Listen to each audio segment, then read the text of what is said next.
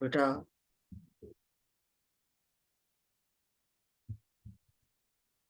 बेटा हम इस वीडियो में चैप्टर 3 अंडरस्टैंडिंग द क्वाड्रिलेटरल्स के बारे में पढ़ेंगे। क्वाड्रिलेटरल्स का बेसिक कंसेप्ट क्या है?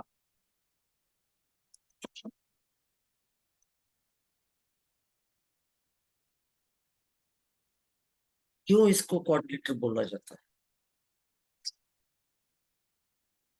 जो हमारे पास शीट ऑफ पेपर है,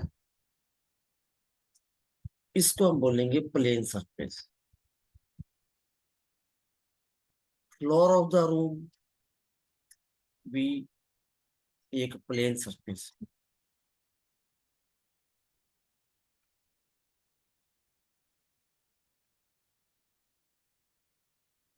सबसे पहले इस कंसेप्ट में आता है प्लेन कर्व।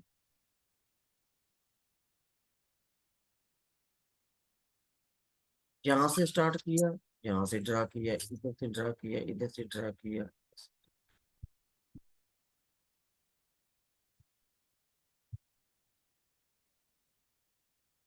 ये जो मैंने ड्रा किया है, ए से बी, बी से सी से डी।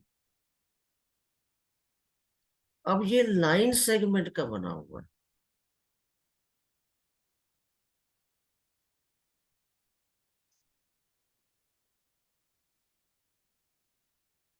ये जो लाइन सेगमेंट की बनी हुई डायग्राम है, इसको हम बोलेंगे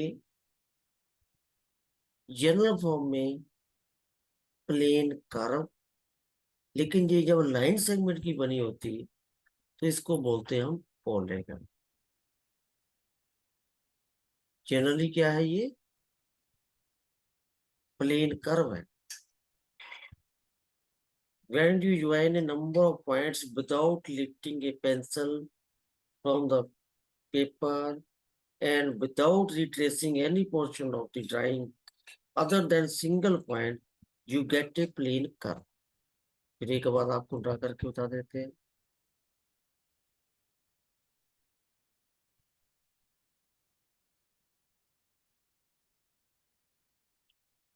है तो ये प्लेन कर्व, लेकिन ये जो प्लेन कर्व है, ये बना हुआ है हमारा लाइन सेगमेंट का।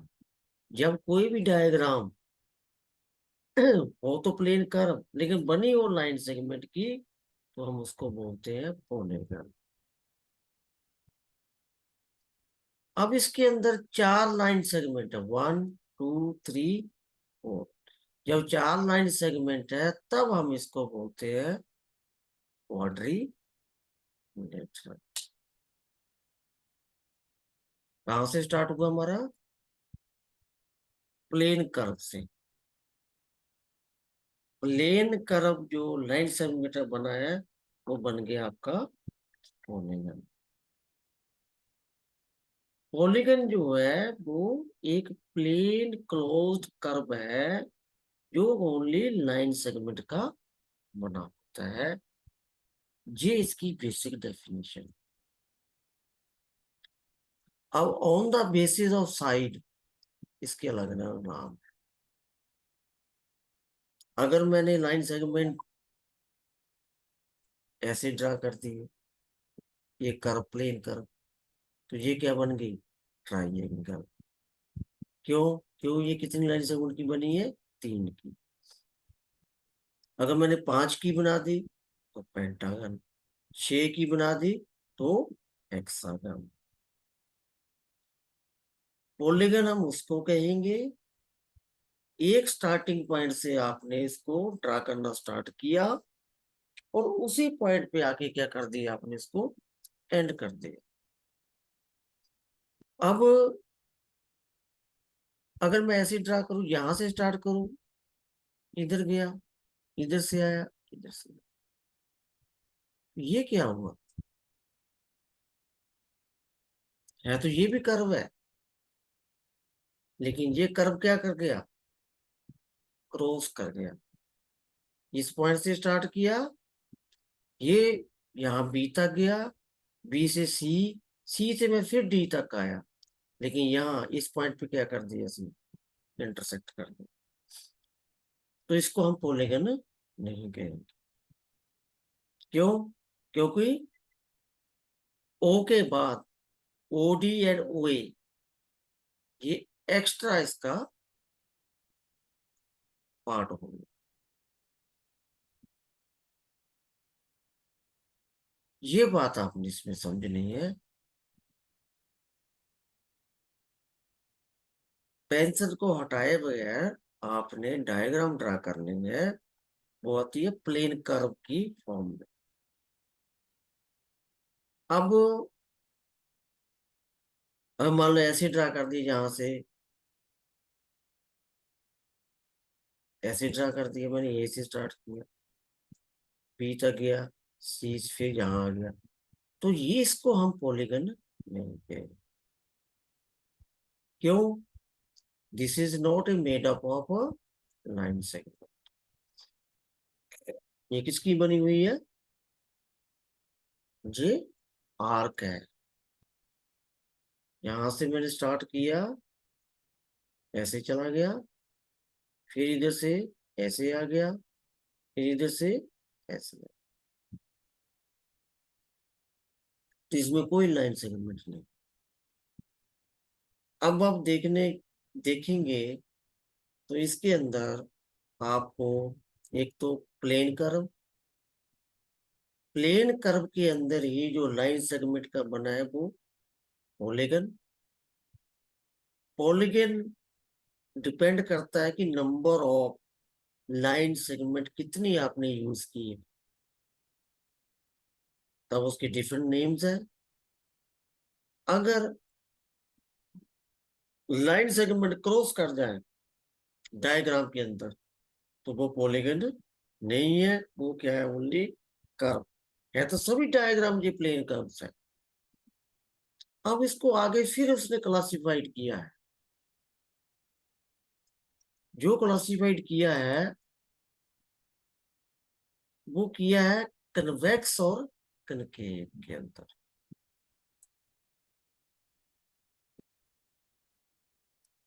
हम किसको कन्वेक्स कहेंगे और किसको कनकेव कहेंगे, सबसे बड़ा क्वेश्चन ये हमारे पास है।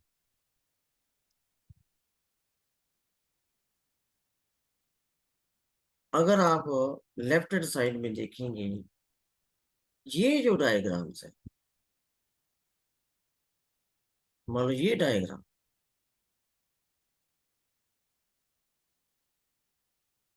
इसके मैंने ऑपोजिट वर्टेक्स को क्या कर दिया,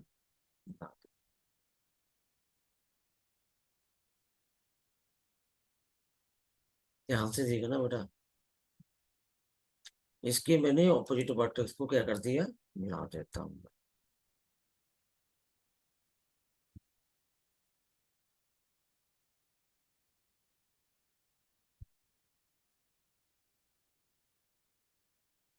ये अलग अलग लाइन सेगमेंट की बनी।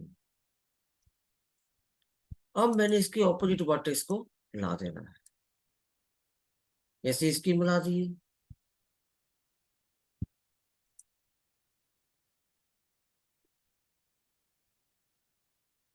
और इसकी मिला दी, इनको हम बोलते हैं डायगोनल। इसके मिला दिए ऑपोजिट वर्टेक्स, वर्टेक्स इसको बोलते हैं यहाँ दो लाइन सेगमेंट मिलनी हो। अब इसका ऑपोजिट एक तो ये हो गया,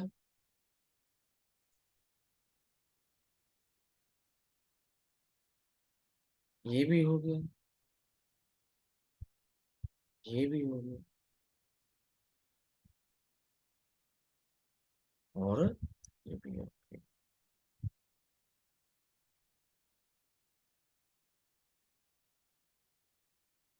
ये बेटा आप लोगों ने ध्यान से देखना है, ऑपोजिट वर्टेक्स को मिलाना है। ऑपोजिट को वर्टेक्स को मिलाने के बाद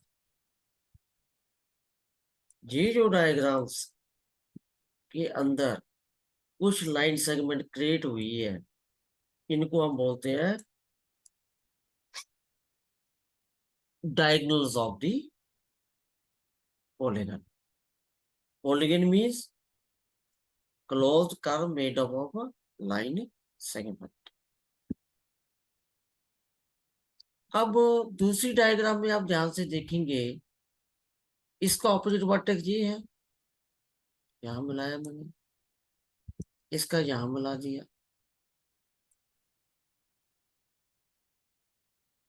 फिगर को आपने ध्यान से देखना है,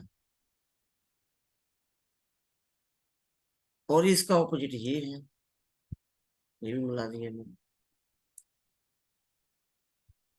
अब इसका ऑपोजिट एक डायगोनल यहां आ गया, इसका एक यहां आ गया, और इसका एक यहां आ गया। अब यहां जो है, ये दूसरी डायग्राम में मैंने जो ड्रा किया है, आप पहले वाले फिगर में देखेंगे तो उसमें जो मेरे पास डायगोनल आए हैं वो कहाँ इंटरसेक्ट कर रहे हैं, इस फिगर में भी यहाँ किया इंटीरियर, यहाँ किया इंटीरियर, यहाँ किया इंटीरियर। तो ये भी क्या है, इंटीरियर ऑफ द डायग्राम है, ये भी क्या है, इंटीरियर ऑफ द डायग्राम है।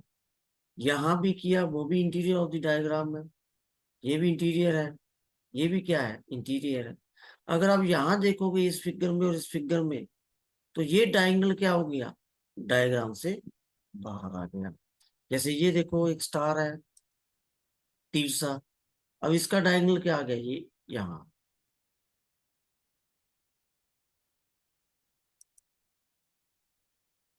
तो इसको क्या कहेंगे हम, इन दोनों डायग्राम्स को जो क्लासिफाई किया गया है तो ये क्या है, पॉलीगन है।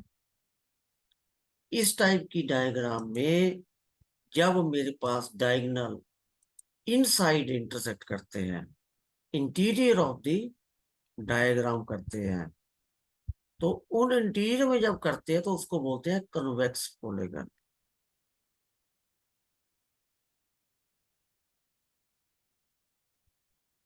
ये जो डायग्राम है इसको बोलेंगे कनकेव। क्यों, क्योंकि जो इनके डायगोनल है वो कहाँ आ रहे हैं डायग्राम से, आउटसाइड आ रहे हैं, बाहर आ रहे हैं।